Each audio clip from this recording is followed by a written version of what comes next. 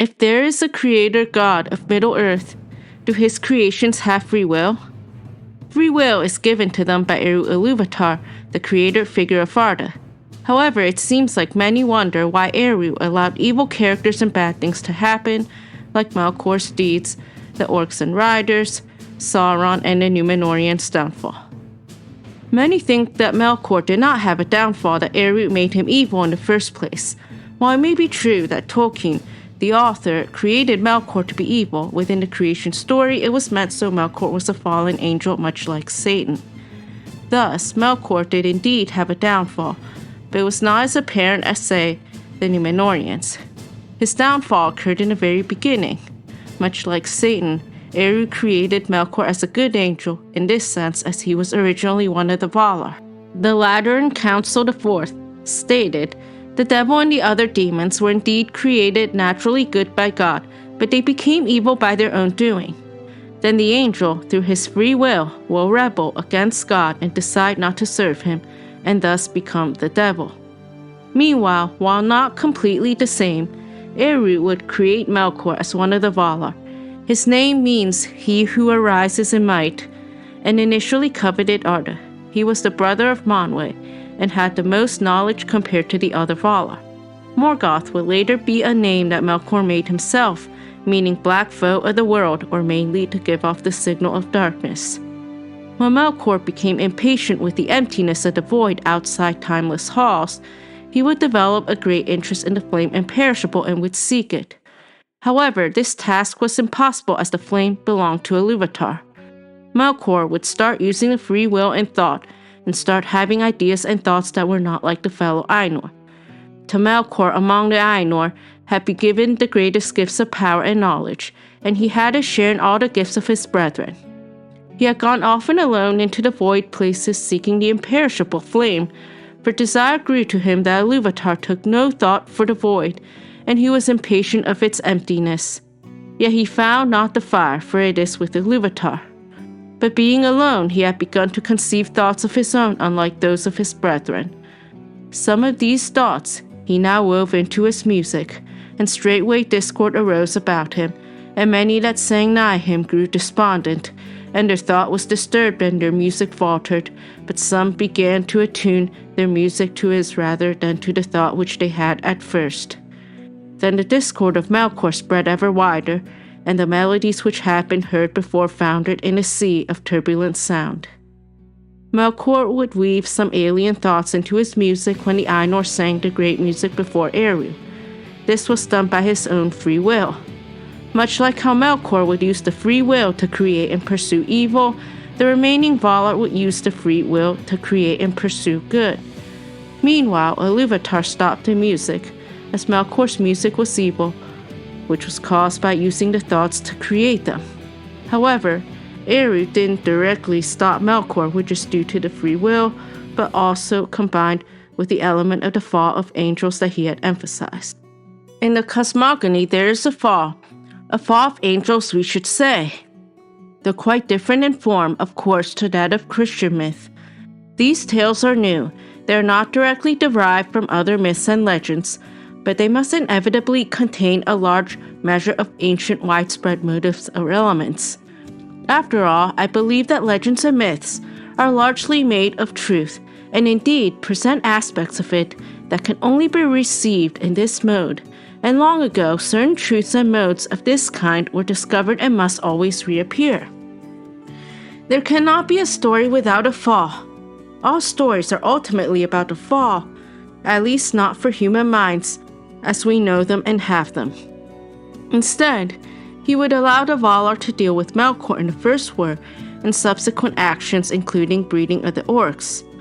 For all that race were bred by Melkor of the subterranean heats and slime, their hearts were of granite and their bodies deformed, foul their faces, which smiled not, but their laugh that of the clash of metal, and to nothing were they more fain than to aid in the basis of the purposes of Melkor.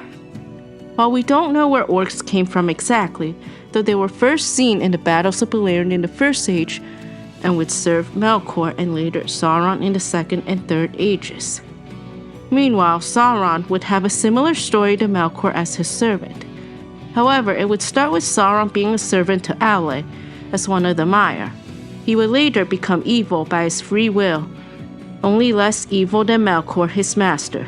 Sure, the becoming evil may or may not have been completely his free will, though his actions being similar to Melkor's may have influenced his rise to evil. He would first be trapped by Melkor, which was not completely his free will, though at the end he would repent in fear when Melkor was defeated and not do as commanded. As a result, the accumulation of his actions and his pursuit based on lust for complete power would lead him to be a servant of Melkor. In the Silmarillion and Tales of the First Age, Sauron was a being of Valinor perverted to the service of the enemy and becoming his chief captain and servant. He repents in fear when the first enemy is utterly defeated, but in the end does not do as was commanded, return to the judgment of the gods. He lingers in Middle-earth. Very slowly, beginning with fair motives, the reorganizing and rehabilitation of the ruin of Middle-earth, neglected by the gods, he becomes a reincarnation of evil and a thing lusting for complete power, and so consumed ever more fiercely with hate, especially of gods and elves. All through the twilight of the Second Age, the shadow is growing in the east of Middle-earth, spreading its sway more and more over men, who multiply as the elves begin to fade. The three main themes are thus the delaying elves that lingered in Middle-earth, Sauron's growth to a new Dark Lord, master and god of men, and Númenor Atlantis. They are dealt with analytically, and in two tales or accounts, the Rings of Power and the downfall of Númenor. Both are the essential background to The Hobbit and its sequel. Sauron's evil would be motivated by his lust for power. While we could argue whether it is entirely his doing as Melkor influenced him at first, it remains true that it is as a result of free will, especially as we consider that much of Sauron's actions, such as the One Ring, his invasion of various parts of Middle-earth, had much to do with it, as his goal was to recreate Middle-earth into his own vision. The acquisition of evil would allow Sauron to assert his dominance, and much like Melkor, he would be able to control other characters. For example, Frodo would claim the ring as his own at the end under Sauron's control. The Númenóreans would also desire immortality under Sauron's influence. It is he whose name is not now spoken, for the Valar have deceived you concerning him, putting forward the name of Eru, a phantom devised in the folly of their hearts, seeking to enchain men in servitude to themselves. For they are the oracle of this Eru, which speaks only what they will. But he that is their master shall yet prevail, and he will deliver you from this phantom, and his name is Melkor, Lord of all, giver of freedom, and he shall make you stronger than they. Sauron seems to trust Melkor by this point, as it happened towards the end of the Second Age. Going back to the Melkor's fallen angel arc, we know that there would be many that sang nigh him, including Sauron. This means that they used their free will to do so and followed Melkor. However, this desire for immortality was also by their own will, though there were influences such as them being a form of imitation elves.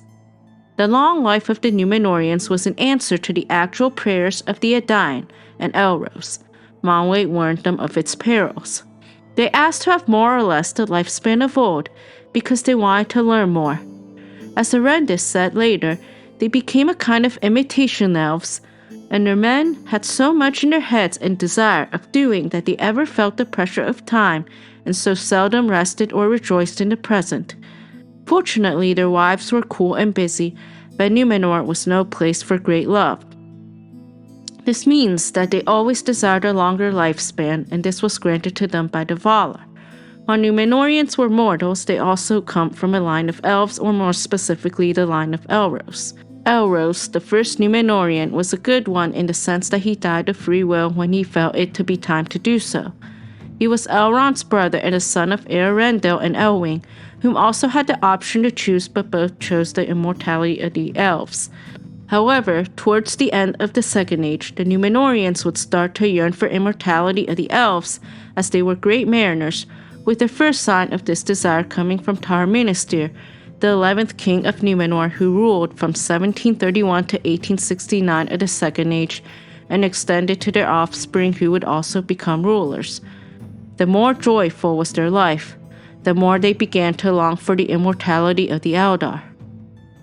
Tar Autonomir the Great would speak against the ban, though he would live to a great age of 421 years. He would become the unwilling in leading the fight against the ban, which includes the cessation of speaking Elvish. Our Adunakor would persecute the faithful for speaking Elven tongues. As a result, the Eldar would no longer visit Númenor. While Tar Miriel would be the last rightful heir, she would surrender the scepter to her cousin, Ar-Pharazôn, the final king of Númenor. He would have the most power but wield it unwisely. Since Sauron had corrupted his mind and the minds of all his counselors, Númenor would become evil as Sauron convinces Ar-Pharazôn to go to the Undying Lands, denying the ban of the Valar. He would sail west on 3319 of the Second Age. While he almost turned back, pride overtook him and he would continue sailing, claiming the land for his own. Even though Ar-Pharazôn didn't trust Sauron at first and brought him back hostage, he fell into his lies and deceit as he felt the bite of old age, and Sauron convinced him to worship Morgoth to say that he will make them immortal. Númenor itself on the edge of the rift topples and vanishes forever with all its glory in the abyss. Thereafter, there is no visible dwelling of the divine or immortal on earth.